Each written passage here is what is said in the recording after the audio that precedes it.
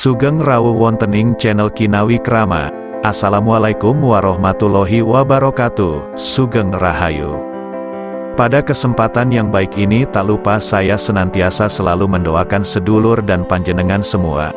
Semoga selalu diberi kesehatan dan kelimpahan rezeki, serta selalu mendapat nasib dan hoki yang terbaik. Amin.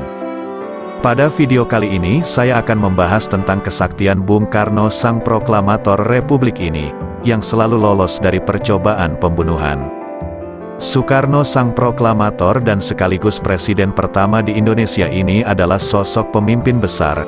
Putra sang fajar ini sangat harismatik, berwibawa, tegas, nasionalis, hingga revolusioner. Semangat dan jiwa nasionalisme tidak pernah pudar saat menorehkan dan memperjuangkan Indonesia hingga menjadi negara yang berdaulat, bahkan menjadi negara yang disegani oleh bangsa lain di dunia.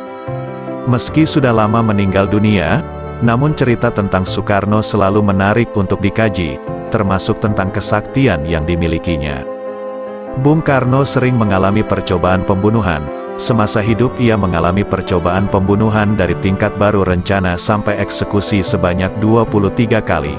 Namun menurut ajudan Soekarno, Sudarto Danusubroto mengatakan bahwa ada 7 kali percobaan pembunuhan terhadap Soekarno yang sangat menggentarkan. Menanggapi hal itu bukan menjadi takut dan gentar, Bung Karno malah membuka rahasia bagaimana cara membunuhnya tersebut. Menjadi hal yang wajar kalau kemudian sebagian rakyat Indonesia menganggap Bung Karno adalah manusia dengan tingkat kesaktian tinggi. Lalu apa sebenarnya rahasia kesaktian Bung Karno tersebut? Menurut kabar yang beredar di masyarakat, Bung Karno memiliki mustika pemberian Nyi Blorong yang melegenda. Dalam cerita tersebut Nyi Blorong datang dan memberikan mustika merah delima jelmaan seekor naga, dan mengatakan bahwa Bung Karno bukan saja akan menjadi pemimpin alam manusia, namun juga alam gaib.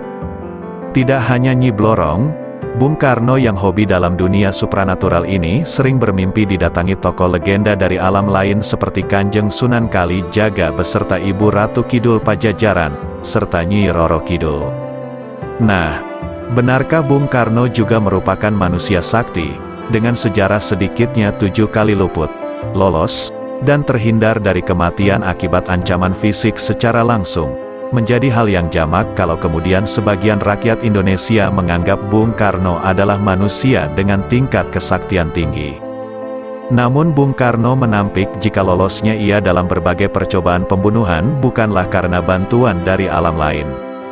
Ia justru mengatakan, yang kurang lebih begini, bahwa mati hidup adalah kehendak Tuhan, manusia mencoba membunuh, kalau Tuhan belum berkehendak ia mati, maka ia belum akan mati. Namun Soekarno membeberkan bagaimana cara membunuhnya.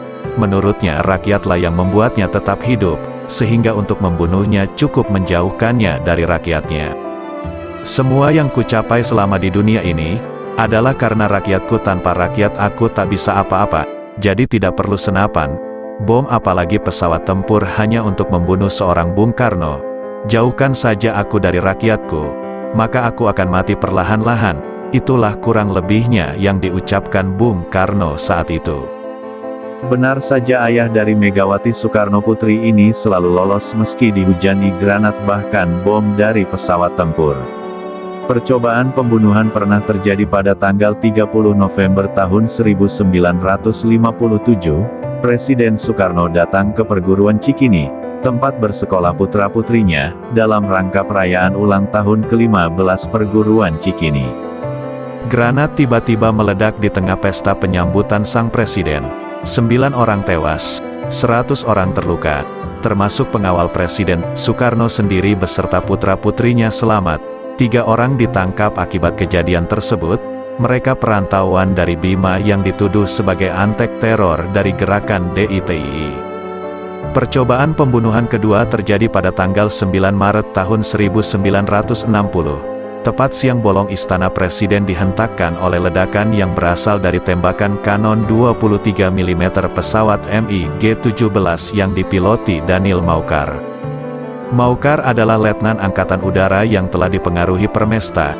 Kanon yang dijatuhkan Maucar menghantam pilar dan salah satunya jatuh tak jauh dari meja kerja Soekarno.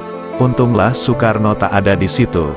Soekarno tengah memimpin rapat di gedung sebelah Istana Presiden. Pada April tahun 1960, Perdana Menteri Uni Soviet saat itu, Nikita Khrushchev mengadakan kunjungan kenegaraan ke Indonesia. Dia menyempatkan diri mengunjungi Bandung, Jogja dan Bali. Presiden Soekarno menyertainya dalam perjalanan ke Jawa Barat. Tatkala sampai di Jembatan Raja Mandala, ternyata sekelompok anggota DITII melakukan penghadangan. Beruntung pasukan pengawal Presiden sigap meloloskan kedua pemimpin dunia tersebut. Pada tanggal 7 Januari tahun 1962, Presiden Soekarno tengah berada di Makassar. Malam itu, ia akan menghadiri acara di Gedung Olahraga Matoangin. Ketika itu saat melewati Jalan Cendrawasih, seseorang melemparkan granat. Granat itu meleset jatuh mengenai mobil lain dan Soekarno pun selamat. Pelakunya Serma Markus Latuperisa dan Ida Bagus Suryatenaya divonis hukuman mati. Selain itu, percobaan pembunuhan terjadi pada tanggal 14 Mei tahun 1962. Bahrum sangat senang ketika berhasil mendapatkan posisi duduk pada saf depan dalam barisan jemaah salat Idul Adha di Masjid Baitur Rahim. Begitu melihat Soekarno, dia mencabut pistol yang tersembunyi di balik jasnya. Moncong lalu diarahkan ke tubuh Soekarno. Apa daya jarinya keluh.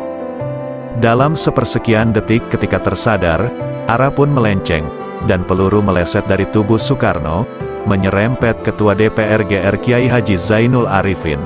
Haji Bahrum divonis hukuman mati, namun kemudian dia mendapatkan gerasi. Pada 1960-an, Presiden Soekarno dalam kunjungan kerja ke Sulawesi, saat berada dalam perjalanan keluar dari lapangan terbang Mandai, sebuah peluru mortir ditembakkan anak buah Kahar Muzakar.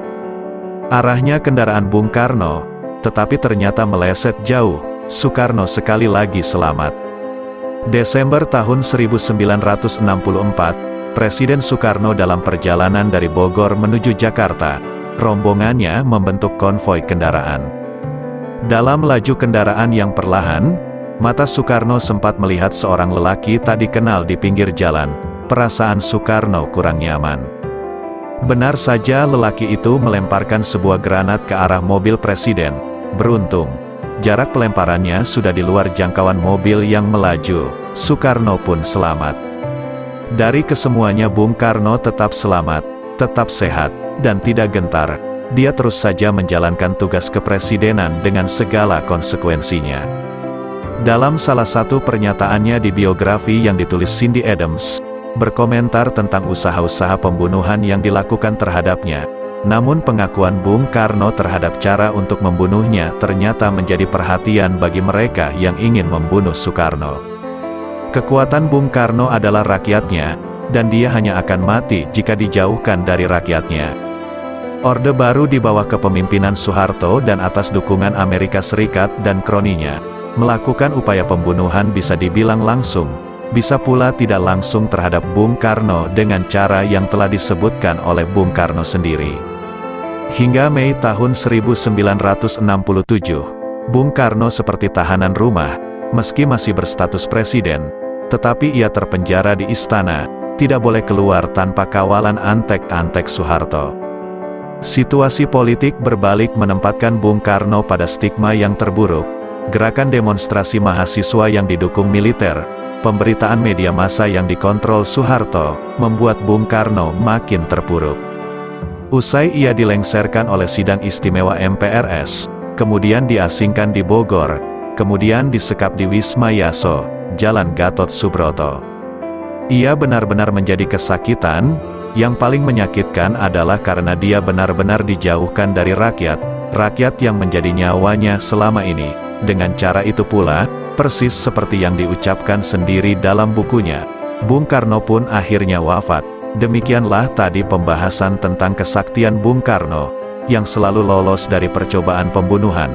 Terima kasih sudah menyempatkan untuk menonton video ini. Sampai jumpa dengan video berikutnya.